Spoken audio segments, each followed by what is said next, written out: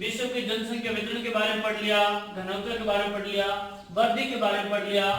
आज बात करेंगे जनांगीकी संक्रमण के सिद्धांत, यानी कि किस प्रकार से एक अवस्था से दूसरे अवस्था में जनसंख्या संक्रमण का सिद्धांत में प्रवेश करते हैं उसके बारे में। यानी कि सिद्धांत के अनुसार यदि एक स्टेप से दूसरे स्टेप में प्रवेश करना है तो उसमें किस प्रकार के बदलाव आते हैं और कितने स्टेप है उनके बारे में विस्तार से अध्ययन करेंगे। तो पहला एक क्वेश्चन यदि एक नंबर का सवाल आता है तो जनांगीकी संक्रमण सिद्धांत क्या है ये पूछा जा सकता है।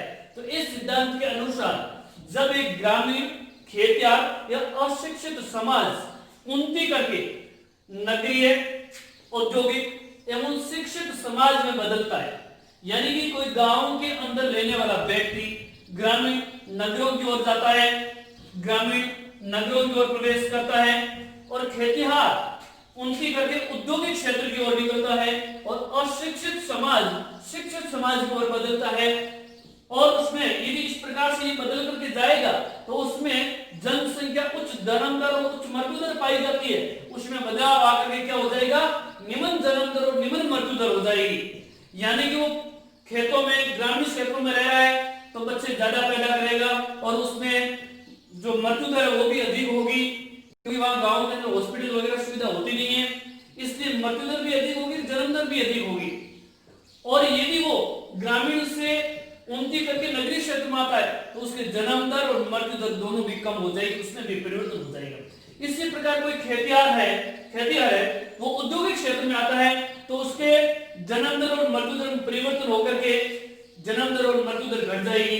इसी प्रकार अशिक्षित समाज है कोई तो उसी के अंदर यदि जन्म दर अधिक है, मृत्यु दर अधिक है, और अशिक्षित समाज होता है तो उसमें भी जन्म दर और मृत्यु दर क्या हो जाती है बच्चों, घट जाती है। इस प्रकार से हमें जन्म दर और मृत्यु दर की परिवर्तन होने वाली अवस्था है, इसको 5 भागों में बांटा गया है और यही सिद्धांत है जनांगीकी संक्रमण सिद्धांत। लिखा हुआ है विद्यार्थियों, इस सिद्धांत के अनुसार जब ग्रामीण, खेतिहर, शिक्षित, अशिक्षित समाज उन्नति करके नगरीय, औद्योगिक और शिक्षित समाज में बदलता है तो उसमें क्या परिवर्तन आता है, उच्च जन्म दर, उच्च मृत्यु दर से निम्न जन्म दर और निम्न मृत्यु दर में परिवर्तन होने लगती है। तो जनसंख्या में यह परिवर्तन विभिन्न अवस्था में होता है, भिन्न अवस्था में होता है, जिन्हें सामूहिक रूप से जनांगीकी चक्र या जनांगीकी संक्रमण सिद्धांत कहते हैं। विद्यार्थियों एक बार और ध्यान दें, इस सिद्धांत के अनुसार जब ग्रामीण, खेतिहर, अशिक्षित समाज उन्नति करके नगरीय, औद्योगिक, शिक्षित समाज में बदलता है तो जनसंख्या उच्च जन्म दर, उच्च मृत्यु दर से निम्न जन्म दर, निम्न मृत्यु दर में परिवर्तन होने लगती है। जनसंख्या में ये परिवर्तन विभिन्न अवस्थाओं में होता है, जिन्हें सामूहिक रूप से क्या कहते हैं विद्यार्थियों, जनांगीकी चक्र कहते हैं। तो देखिए, अशिक्षित समाज, ग्रामीण, खेतिहर, अशिक्षित, ग्रामीण, खेतिहर, ये इनके अंदर संकट का प्रोसेस होकर के किसमें आएंगे, नगरीय, शिक्षित और औद्योगिक में परिवर्तन होते हैं। तो ये परिवर्तन होने की जो अवस्था होती है जिन्हें क्या कहते हैं विद्यार्थियों, जनांगीकी संक्रमण सिद्धांत कहते हैं। जनांगीकी संक्रमण सिद्धांत कहा जाता है। जैसे अशिक्षित, ग्रामीण, खेतिहर का बदलना धीरे धीरे किसमें बदलेंगे, जो अशिक्षित है वो शिक्षित होगा, ग्रामीण है वो नगरीय की ओर आएगा, खेतिहर है वो औद्योगिक क्षेत्र की ओर बढ़ेगा। तो ये संक्रमण काल होता है जिससे हम इस अवस्था को सामूहिक रूप से क्या कहते हैं, जनांगीकी चक्र कहा जाता है। और ये जनसंख्या चक्र परिवर्तन की 5 अवस्था में होती है। कितने अवस्था विद्यार्थियों, एक नंबर क्वेश्चन पूछा जा सकता है, जनांगीकी संक्रमण सिद्धांत कितने अवस्था का होता है, तो 5 अवस्था होती है। तो ध्यान रखना विद्यार्थियों, इसमें क्वेश्चन पूछा जाता है 1 नंबर का और 4 नंबर का सवाल पूछा जाएगा इस चैप्टर से। तो आपको 1 नंबर का भी क्वेश्चन तैयार करना है और 4 नंबर का भी तैयार करना है। तो देखिए विद्यार्थियों, 1 नंबर के अंदर ये भी पूछा जा सकता है, जनांगीकी संक्रमण सिद्धांत क्या है, संक्षिप्त में समझाइए।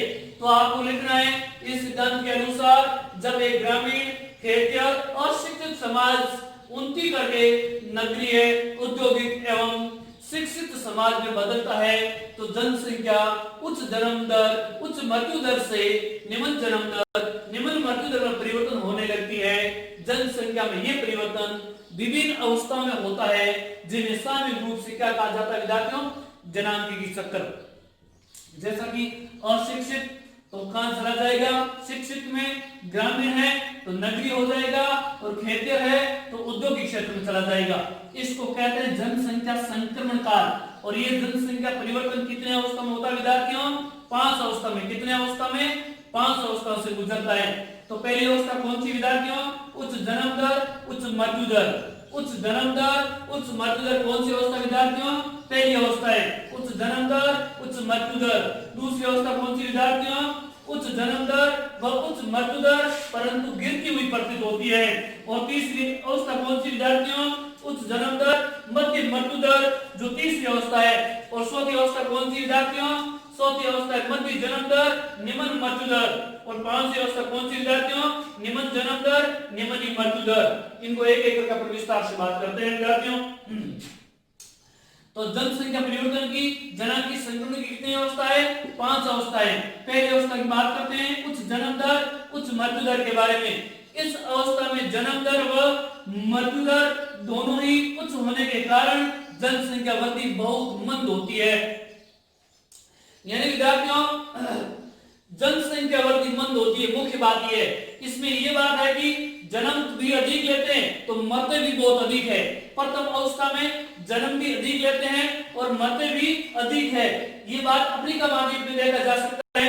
अफ्रीका महाद्वीप में जन्म दर भी अधिक है और मृत्यु दर भी अधिक है। और विशेषकर जो देश आते हैं इसमें विद्यार्थियों सूडान, कांगो, घाना, इस प्रकार के जो देश हैं वो मुख्य रूप से विद्यार्थियों सम्मिलित है।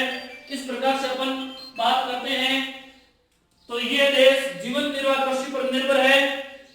मृत्यु दर देखिए, मृत्यु दर भी उच्च है और जन्म दर भी उच्च है विद्यार्थियों।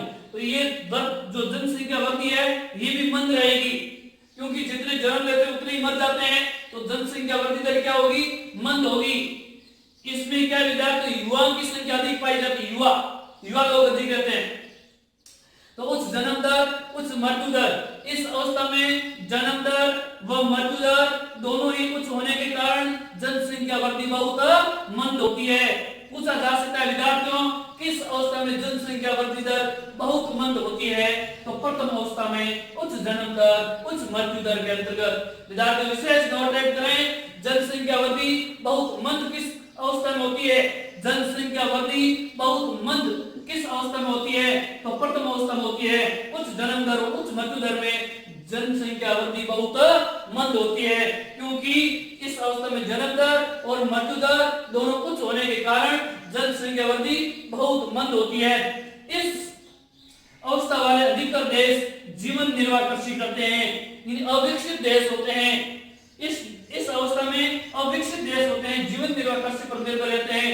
जैसे बात करें अपन सूडान, कांगा, घाना, अंगोला, रोडेशिया, नाइजीरिया। विद्यार्थियों ये सभी देश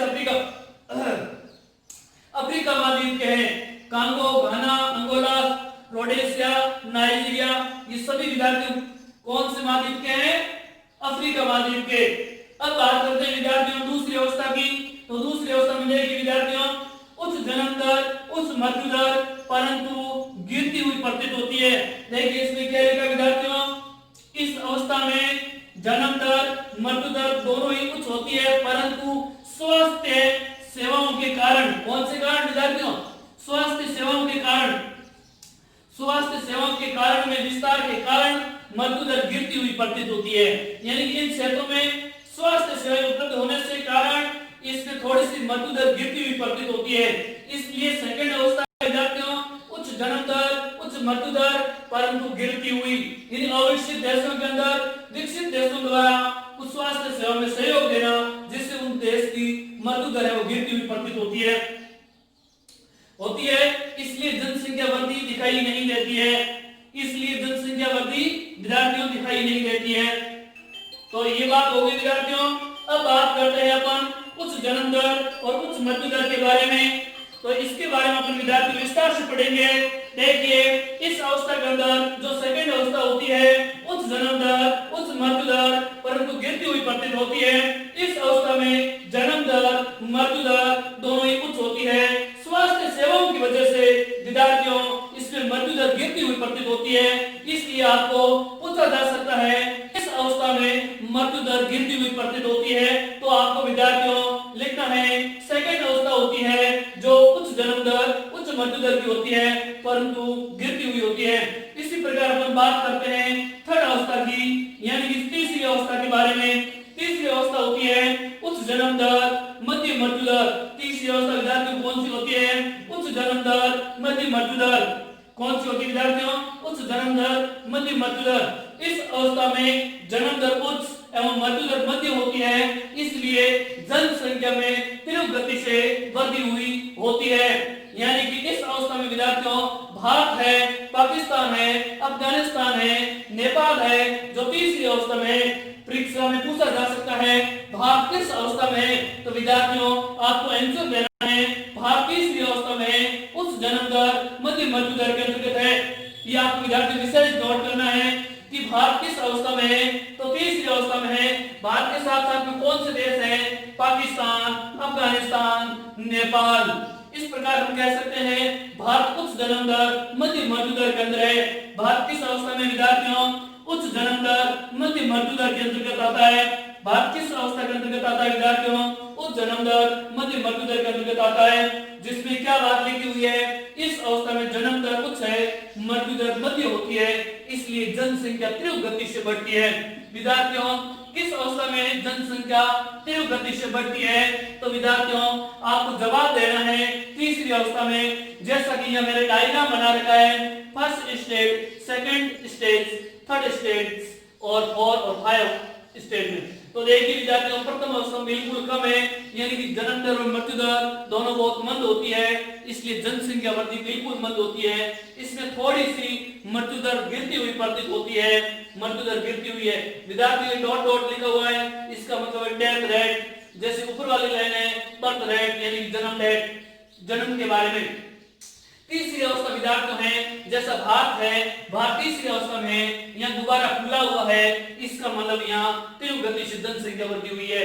विद्यार्थियों नोट दें तीव्र गति से वृद्धि यानी कि इस तीसरी अवस्था में जो यहाँ से खुला हुआ है मानचित्र ग्राफ इसका मतलब यह है कि इसमें जनसंख्या गति तीव्र वृद्धि हुई है। यानी कि तीसरी अवस्था होती है विद्यार्थियों वो सबसे तीव्र गति से वृद्धि होती है। इसलिए अपना आगे बात करते हैं चौथी अवस्था की। तो मध्य जन्म दर और निम्न मृत्यु दर पाई जाती है। मध्य जन्म दर और निम्न मृत्यु दर पाई जाती है विद्यार्थियों वो कौन सी अवस्था होगी? वो चौथी अवस्था होगी जिसमें मध्य जन्म दर निम्न मृत्यु दर होगी। इस अवस्था की बात करें अपने विद्यार्थियों तो इस जन्म अवस्था इसमें जन्म दर मध्य तथा मृत्यु दर निम्न होती है इसलिए जनसंख्या नियंत्रित प्रतीत होती है। यानी कि चौथी अवस्था में विद्यार्थियों जनसंख्या नियंत्रित होती है। आपसे पूछा जा सकता है किस अवस्था में जनसंख्या नियंत्रित होती है विद्यार्थियों? तो आपको नोटेड पॉइंट करना है चौथी अवस्था में जनसंख्या नियंत्रित होती है विद्यार्थियों। और चौथी अवस्था का नाम क्या है? मध्य जन्म दर निम्न मृत्यु दर। चौथी अवस्था का क्या नाम है विद्यार्थियों? मध्य जन्म दर निम्न मृत्यु दर। इस अवस्था में क्या होता है विद्यार्थियों? जनसंख्या नियंत्रित होती है।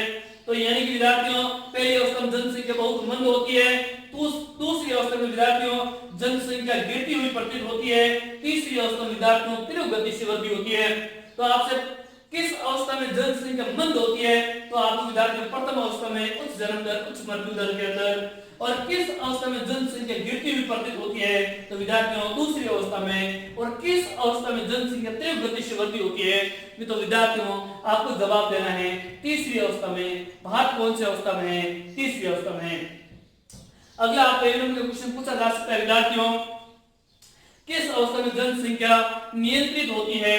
तो जनसंख्या नियंत्रित विद्यार्थियों चौथी अवस्था में होती है, मध्य जन्म दर निम्न मृत्यु दर के अंतर्गत होती है। यानी कि मध्य जन्म दर निम्न मृत्यु दर के अंतर्गत इस अवस्था में जन्म दर मध्य तथा मृत्यु दर भी निम्न होती है इसलिए जनसंख्या नियंत्रित होती प्रतीत होती है।